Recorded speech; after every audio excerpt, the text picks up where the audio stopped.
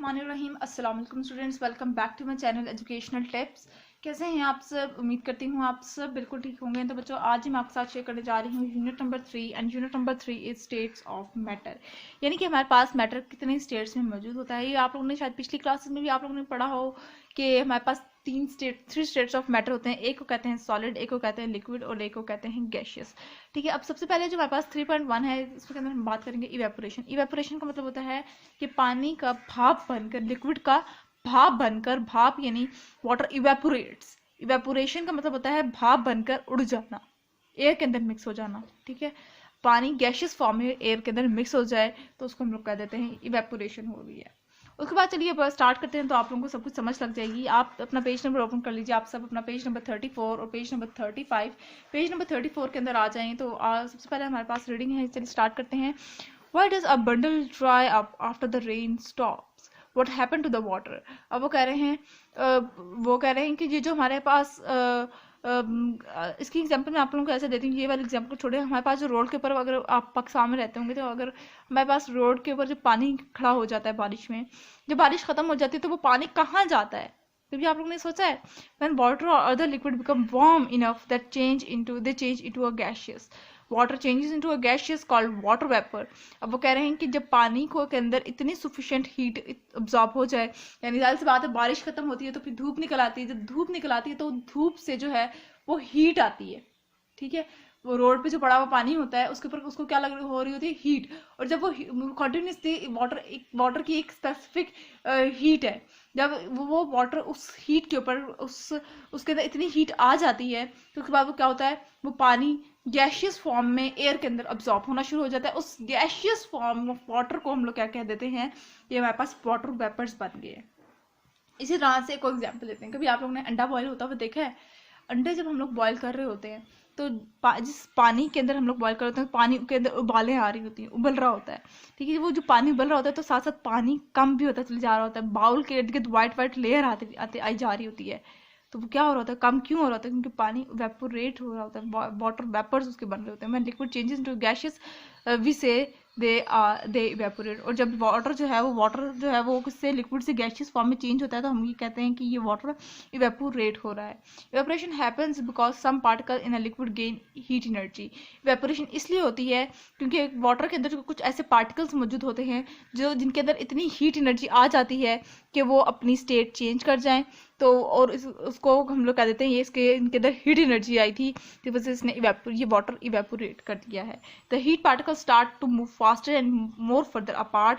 और फिर वो जो जिन पार्टिकल्स के अंदर इतनी ज़्यादा हीट आ जाती है तो वो काफ़ी ज़्यादा स्पीडली मूव करते हैं, और स्पीडली मूव करने की वजह से इवेपोरेट हो जाते हैं। Eventually the heat particle move so far apart that they escape from the surface of the liquid into the surrounding air. और वो जब इतने स्पीडली जब वो पार्टिकल मूव कर रहे होंगे हीट एनर्जी आने की वजह से, तो वो फिर at the end gaseous form में चेंज हो जाएंगे।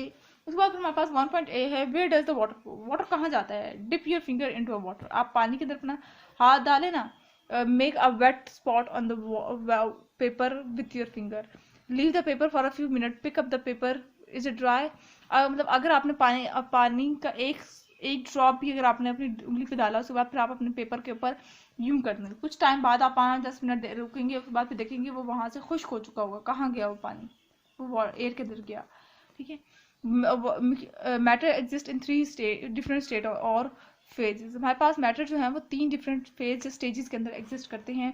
Matter can be solid, liquid और गैस। मैंने आपको बताया था 3 स्टेट्स ऑफ मैटर होते हैं। एक होते हैं हमारे पास सॉलिड, ये सॉलिड है।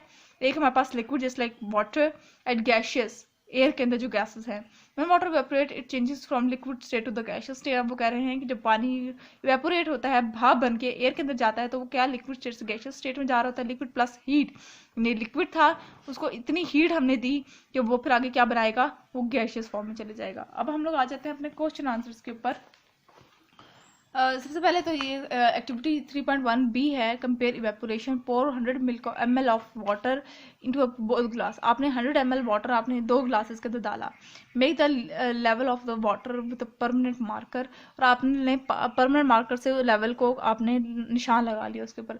Put 1 glass in a warm place. आपने एक ग्लास को आपने गर्म जगह पे रखा। Put the other glass in a cool place. और आपने दूसरे ग्लास को कूल प्लेस के अंदर रखा। Leave the glass for 2 days। और आपने 2 दिन के लिए उस ग्लास को छोड़ दिया। Mark the level of the water after 2 days। आपने वाटर के लेवल को फिर मार्क करना है कि 2 दिन बाद उस वाटर का लेवल क्या होगा। क्वेश्चन है हमारे पास पहला, was the water level in the 2 glasses the same after the 2 days।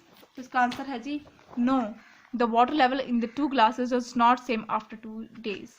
उसके बाद फिर आ जाते हैं, विच glass had the least water and which glass had the most water after 2 days। So just reason for this, the glass which is under the presence of sunlight have less water। This is because water evaporate due to the heat coming from the sunlight। ठीक है, उसके बाद फिर आ जाते हैं, why does washing dry quicker on the hot day। On the hot day washing dries quicker because the heat help to evaporate the water fast।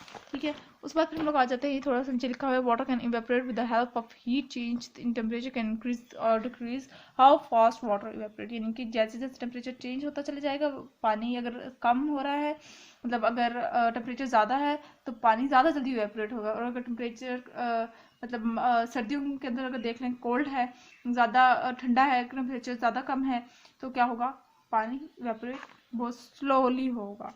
ये था आज का लेक्चर। आई होप आपको समझ आ गया होगा। अगर आज का लेक्चर आप सबको समझ आ गया है तो मेरे चैनल को सब्सक्राइब कर दीजिएगा, वीडियोस को लाइक कर दीजिएगा, और साथ साथ बेल आइकन को प्रेस करना मत भूलिएगा, इससे मेरी आने वाली हर लेटेस्ट अपडेट सबसे पहले आप तक पहुंचेगी। मिलती हूँ किसी वीडियो में, दुआओं में याद रखिएगा, अपना ख्याल रखिएगा। अल्लाह हाफिज़।